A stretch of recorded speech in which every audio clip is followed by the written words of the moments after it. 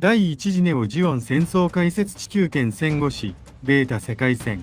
勝ったのは兵器ではない。戦後の空白を国家へ変えた者たちだった。年表日付の根拠と、この世界線の分岐点。まず最初に、このベータ世界線の前提を明確にしておく。土台となるのは、正史の第一次ネオジオン戦争であり、分岐点は UC0088 年末、グレミートとの反乱が本格化する直前に置く。正史では、ここでネオジオンは内部から避け、ハマーンは勝てる戦争を自戒によって失った。だが、ベータ世界戦では、ハナーン・カーンが反乱の兆候を早期に見抜き、12月の段階でグレミー派を粛清、もしくは軍事的に無力化する。これによって、ネオジオンの艦隊、強化人材、補給線は分裂せず、そのまま連邦とユーゴ残存戦力へ集中される。この世界線で重要な日付は以下の通りである。UC0088 年2月29日、アクシズがジオン再興を宣言、ネオジオンを標榜。UC0088 年3月1日、アーガマ、シャングリラ寄港。UC0088 年3月16日、ダブルゼータガンダム稼働。UC0088 年4月5日、グリプス戦役終結。UC0088 年8月1日、ネオジオン地球侵攻開始。UC0088 年8月29日、ダカール選挙。UC0088 年10月31日、ダブリンへコロニー落とし。UC0088 年12月中旬、ベータ世界線分岐、グレミー派摘発、反乱未遂のまま鎮圧。UC0088 年12月下旬、ネオジオン宇宙圏再編方針を発表。UC0089 年1月上旬、連邦政府宇宙行政の段階的情報秘密協議。UC0089 年1月中旬、コア3方面におけるネオジオン決戦勝利。UC0089 年1月下旬、アーガマネールアーガマ隊撤退。UC0089 年2月、ハマーンサイド3アクシズ主要コロニー圏を統合する宇宙自治再編宣言発出。UC0089 年春、地球連邦宇宙に対する直接統治権の大半を喪失。UC0090 年以降、地球圏は地球連邦とネオジオン管理宇宙圏の二重秩序へ移行。この流れを先に抑えると、この戦争の本質は見えやすい。ベータ世界線におけるネオジオンの勝利とは、地球連邦軍を艦隊決戦で完全粉砕することではない。そうではなく、連邦が宇宙を代表する資格を失い、ハマーンのネオジオンが宇宙の暫定政府として振る舞える状態を作ることにある。つまり、この戦争は、生死以上にはっきりと正当性、行政、補給、政治意志の戦争になる。序章。なぜこの戦争は、あと一歩でネオジオンが勝てる戦争だったのか。正史の第一次ネオジオン戦争を単純に児童たちが頑張ってハマーンを倒した戦争とだけ見ると、このイフの意味は薄くなる。だが、作戦史として見れば、正史ですらネオジオンはかなり勝利に近かった。地球連邦はグリプス戦役で疲弊しきっており、エウーゴもまたかつてのような政治運動体ではなく、現場戦力の残骸に近い状態だった。ティターンズを倒した後に必要だったのは、軍の再建、宇宙住民との信頼回復、地球とコロニーの制度再編だったが、それに手が回るだけの人材も余力も残っていなかった。そこへ現れたのがハナーン・カーンである。彼女はジオン残党の指導者であると同時に、宇宙世紀の未解決問題を一つの政治言語へ束ねることができる指導者だった。ザビ家の残響、スペースノイドの不満、連邦への不信、戦後処理の失敗、これらを単なる怨念や反乱ではなく、宇宙を宇宙の側が統治するという国家構想へ転換できた点で、ハマーンはティターンズともデラーズとも異なる。彼女は破壊者である前に再編者だった。だから、この戦争の正支配員は外的に押し返されたことではない。強すぎる国家が内部の権力設計に失敗したこと。これに尽きる。第一章、戦後の空白、グリプス戦役の勝者は国家を立て直せなかった。グリプス戦役の終結は平和の始まりではなかった。むしろそれは連邦の中枢がどれほど疲弊していたかを露出させる始まりだった。ティターンズという連邦の中の別国家は倒れたが、倒した側もまた消耗しきっていた。エウーゴは名目的には勝者であっても、その実態は少数の艦艇と少数の指揮官と少数のエースに支えられた危うい連合体に過ぎない。この状況で本来必要だったのは宇宙圏全体に対して連邦は変わると示すことだった。30番地、18番地、21番地、ダカール、グリプス2。これらの記憶によって宇宙住民の中には地球連邦は必要な時だけ自分たちを利用し、危機が来れば切り捨てるという不信が強く根を張っていた。ティターンズを倒しただけではその不信は消えない。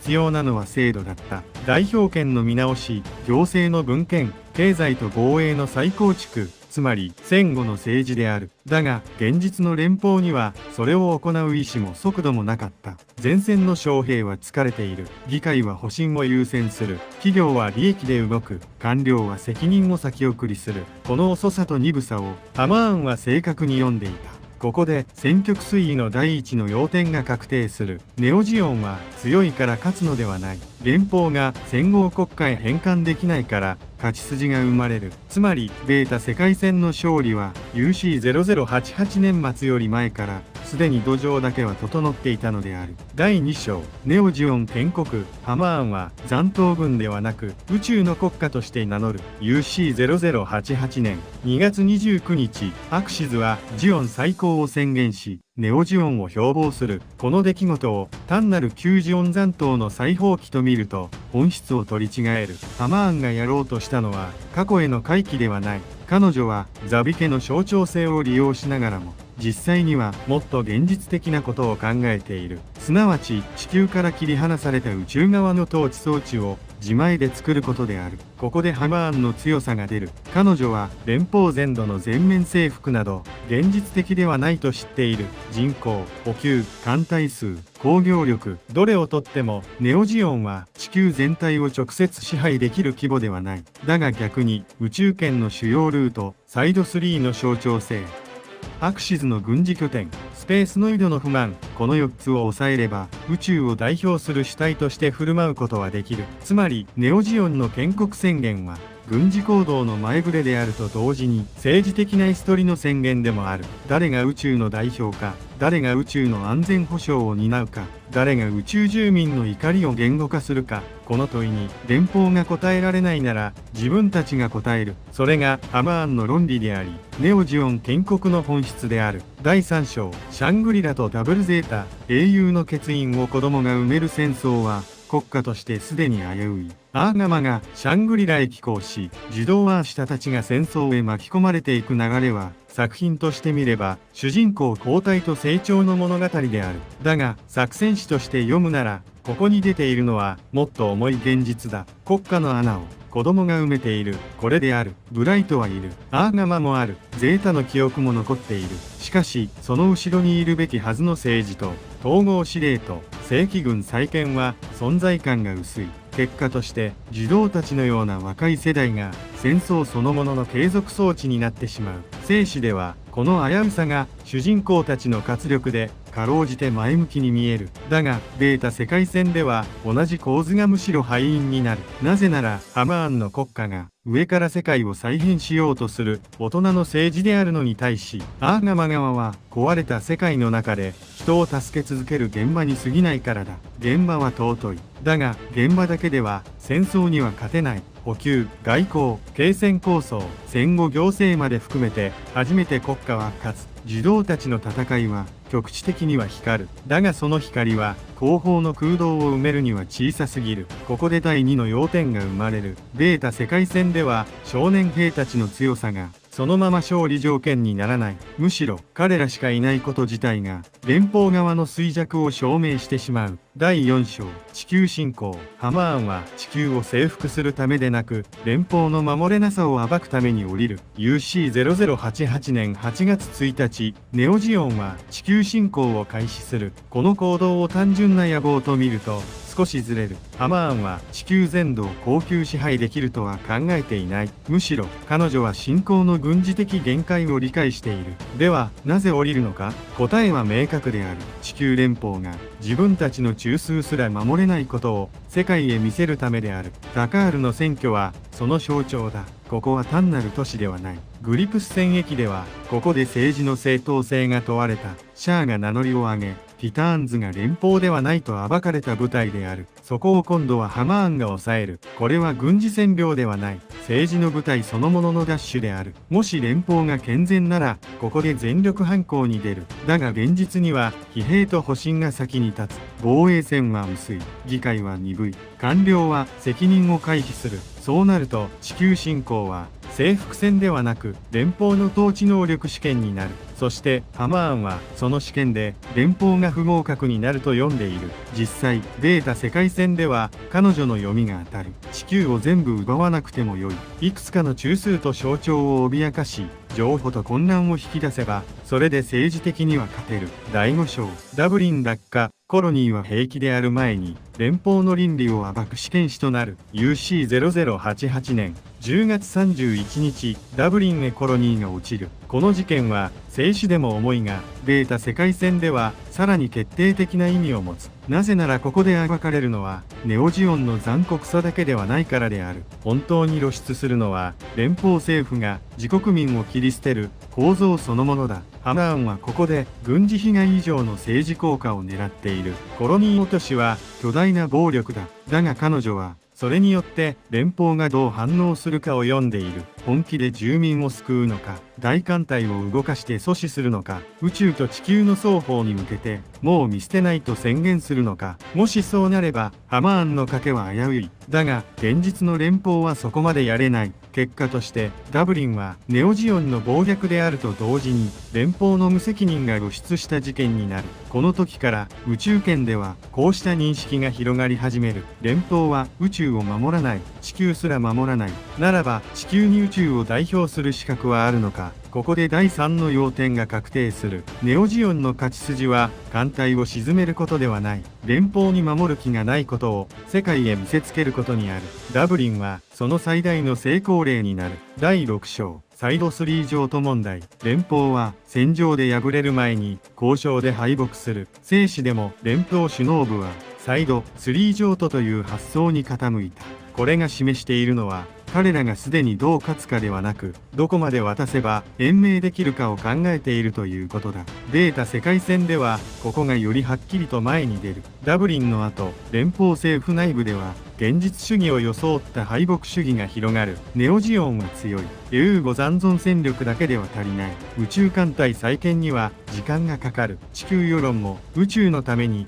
全面戦争を望んでいない。ならば宇宙の一部を干渉地帯として認め、自分たちの政権と地球本土だけを守る方が安い。この判断は一見すると合理的だ。だが国家としては致命的である。なぜなら連邦はこの瞬間、宇宙を自分たちが代表すべき共同体ではなく、交渉材料として扱っているからだ。ハマーンはそこを見逃さない。彼女は総力戦を仕掛けるのではなく、むしろ譲歩を引き出す方向に圧力を調整する。攻めすぎれば連邦が本気になる。だが脅しと局地戦と象徴破壊を組み合わせれば連邦は自分から椅子を守ろうと譲歩し始める。これがハマーンの政治的な恐ろしさである。ここで第4の要点が生まれる。ベータ世界戦における連邦の敗北は総力艦隊決戦ではなく宇宙を交渉材料にした瞬間に始まる。そしてその時点でネオジオンは軍事組織ではなく新しい宇宙側秩序の受け皿として見え始める。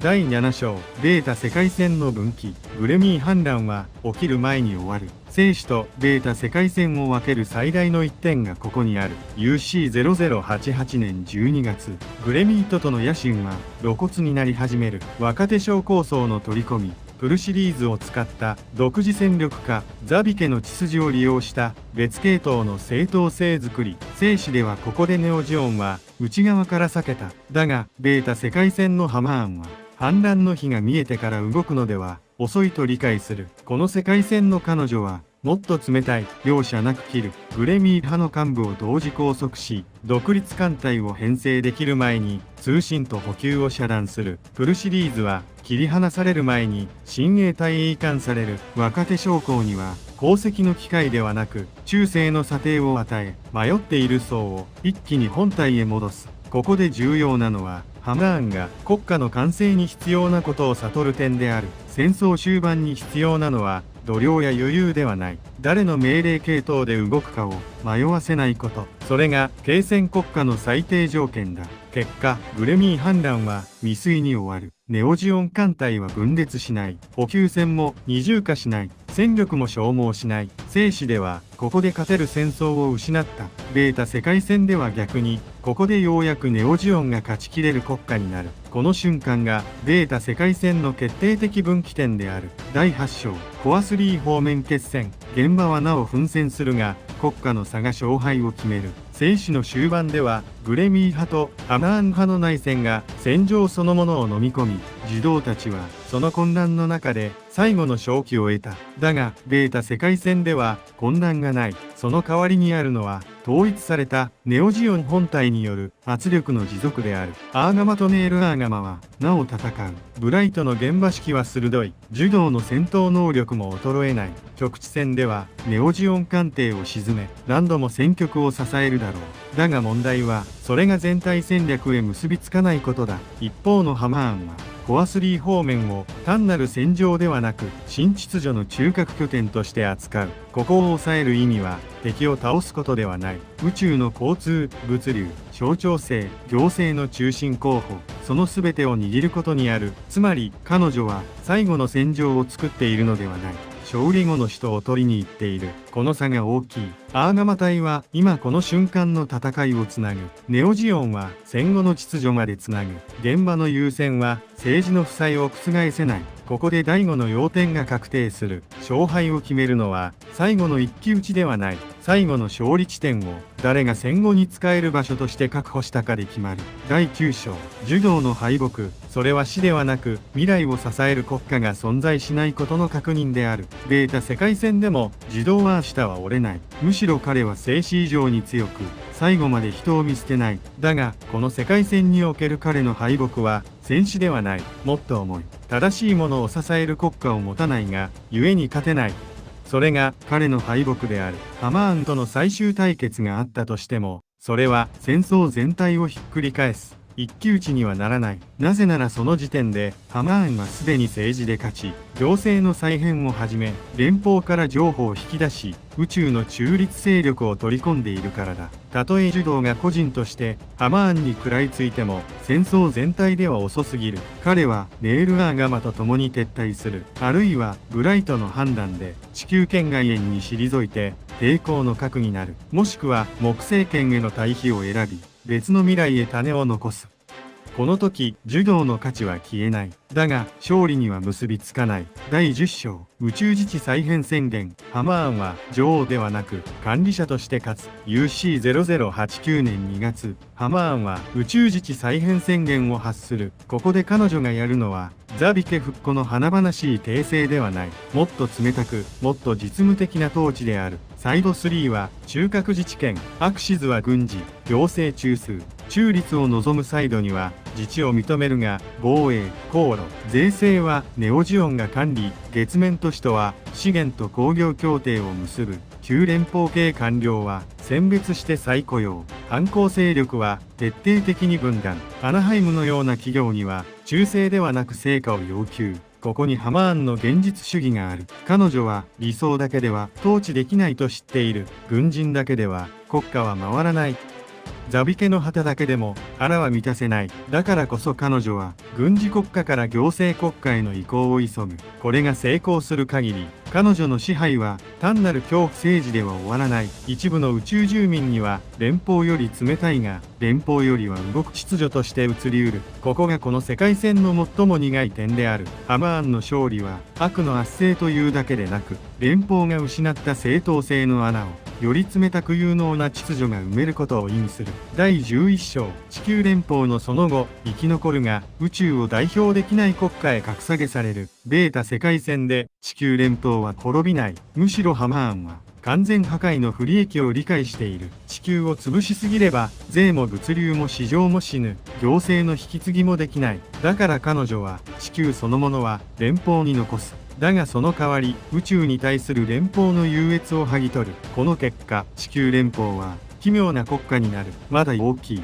まだ地球本土を持つ。まだ名目上の旧秩序継承者ではある。だが、宇宙の代表ではない。再度も月も自分たちの頭越しにネオジオンと交渉する。宇宙の税と工業の一部は流出する。政治的権威は地球限定へと縮小する。これは軍事的敗北以上に重い。一年戦争以来、連邦は地球圏全体を代表する国家であることを前提に存在してきた。そこから宇宙行政が抜け落ちれば、連邦はもはや地球中心の地方国家に近づいていく。